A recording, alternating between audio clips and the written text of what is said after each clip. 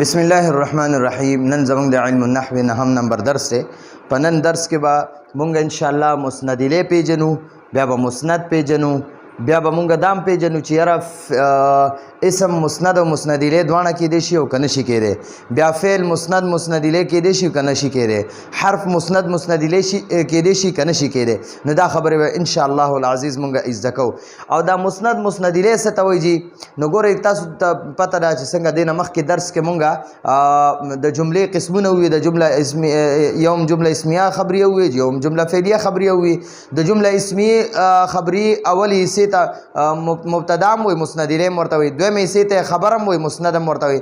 د جمله فعلیه اولی حصے ته فعل او مسند وي، او دویم حصے ته فاعل او مسند الیه وي. ګورئ دلته لږ تاسو ګورئ جی، دا موږ سره زید عالم، دا مونږ سره یو مسند دغه د جمله اسمیه ده. نو د دې زید ته چې مبتدا هم وایي، مبتدا هم وایي او مسند الیه ورته هم وایي، او د عالمون ته خبر هم وایي او مسند ورته هم وایي. دغه شان مونږ سره دی یو علم زیدون، مونږ سره په دې کې دا اول چې دی دته فعل هم وایي او مسند هم وایي، او د دویم ته فاعل هم وایي او مسند الیه ورته هم وایي. نو په اوله د جمله اسمیه کې اولی حصې ته مسند الیه وایي، او په جمله فعلیه کې د دویم حصې ته مسند الیه وایي، او په جمله اسمیه کې دویم حصې ته مسند وایي، او په جمله فعلیه کې اولی حصې ته مسند وایي. ځکه چې دا اسم چې دی که نه اسم دا وګوره زیدون هم اسم دی او عالمون هم اسم دی. نو ګوره دا اسم مسند الیه هم کېدی شي او مسند هم کېدی شي. او دا عالمه زیدون چې دی که نه دا جمله فعلیه، دا جمله فعلیه ده ځکه چې د فعل نه شروع شوې، او دا زیدون عالمون دا جمله اسمیه ده ځکه د اسم نه شروع شوې. عالمه زیدون دا جمله فعلیه ده ځکه چې دا د فعل نه شروع شوې ده. دا مینس کې به جمله اسمیه او دا جمله فعلیه.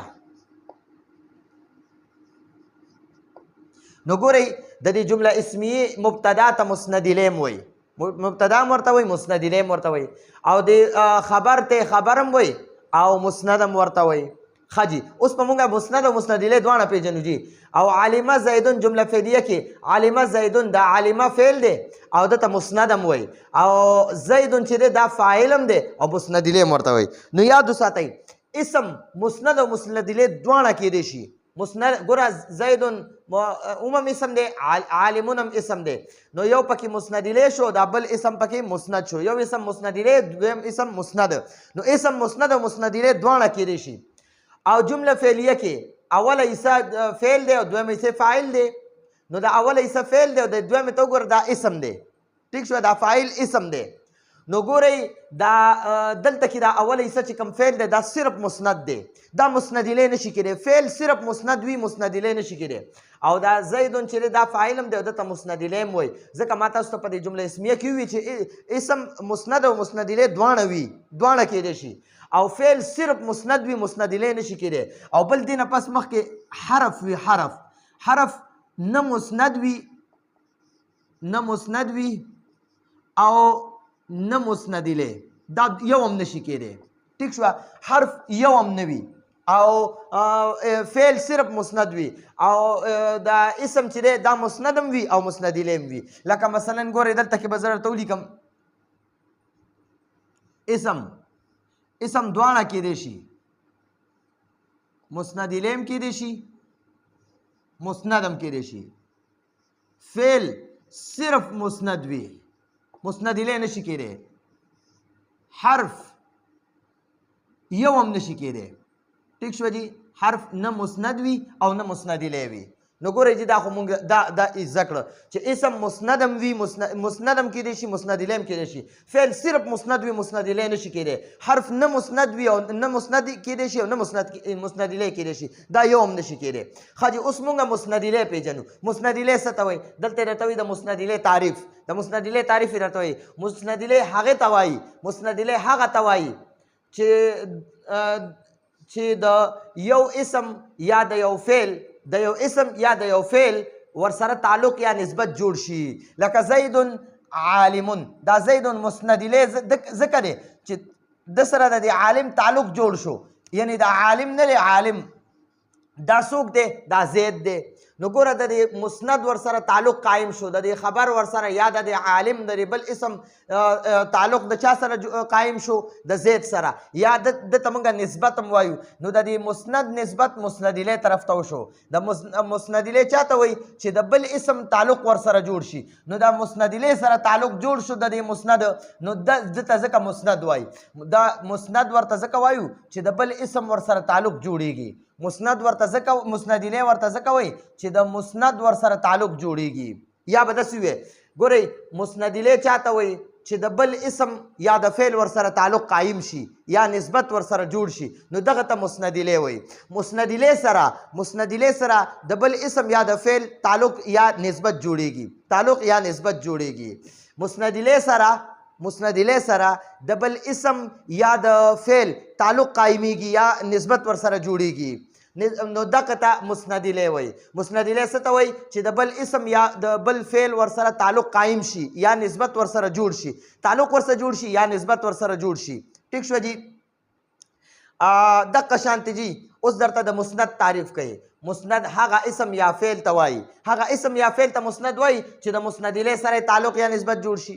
ګوره دلته مسند الیه څه ته وایي؟ چې د یو فعل یا د یو اسم ورسره تعلق قایم شي. ټیک شوه؟ نو هغه ته مسند الیه وایي. اوس درته وایي مسند څه ته وایي؟ چې د مسند سره د کوم اسم یا د فعل تعلق قایم شي که نه، هغې ته مسند وایي. د کوم اسم یا د فعل چې د مسند الیه سره تعلق قایم شي که نه یا نسبت ورسره جوړ شي، هغه اسم یا فعل ته مسند وایي.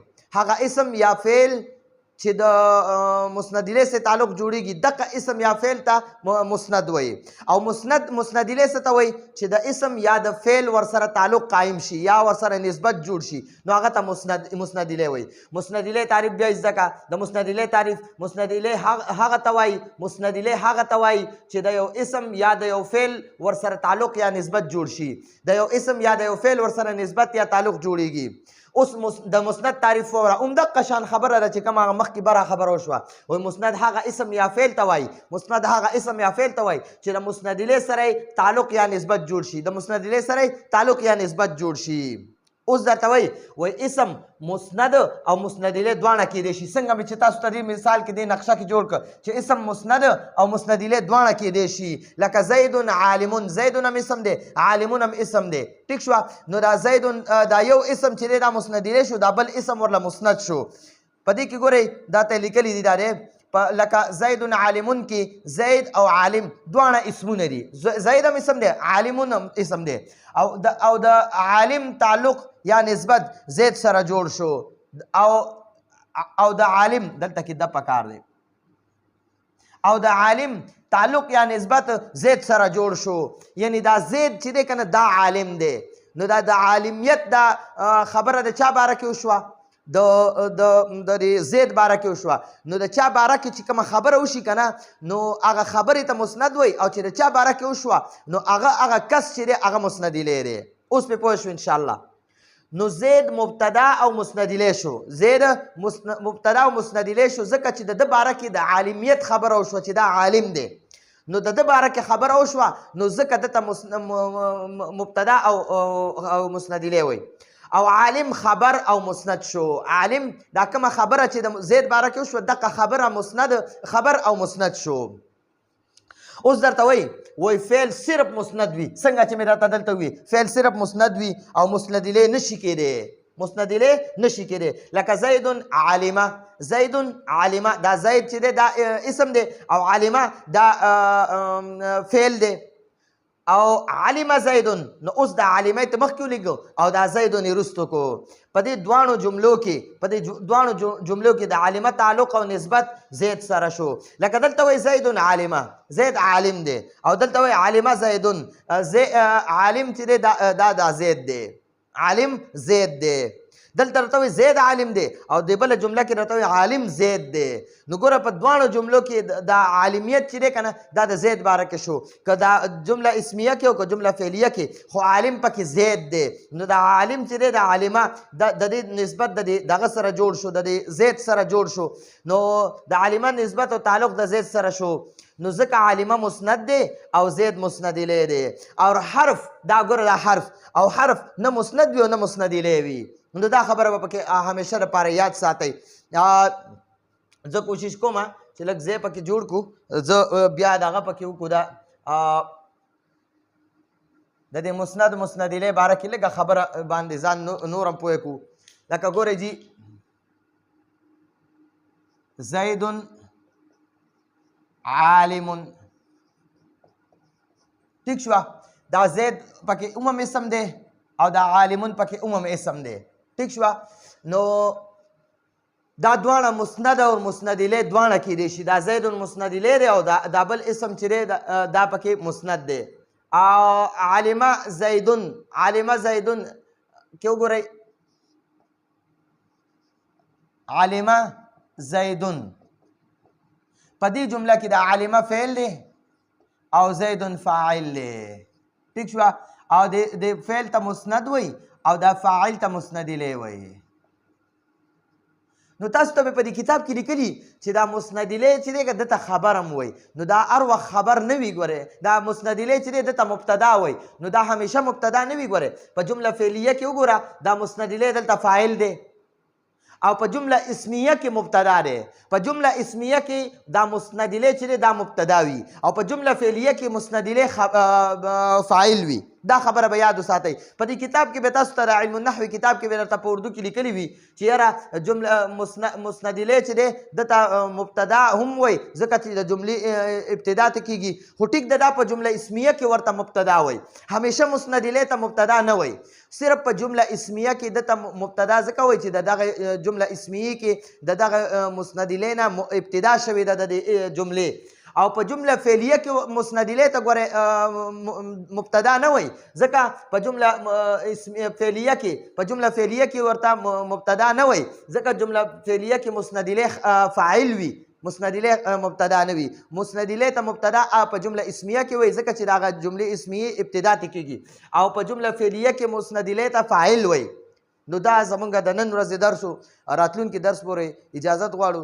هذا هو المرام والله اعلم بحقیقة الكلام.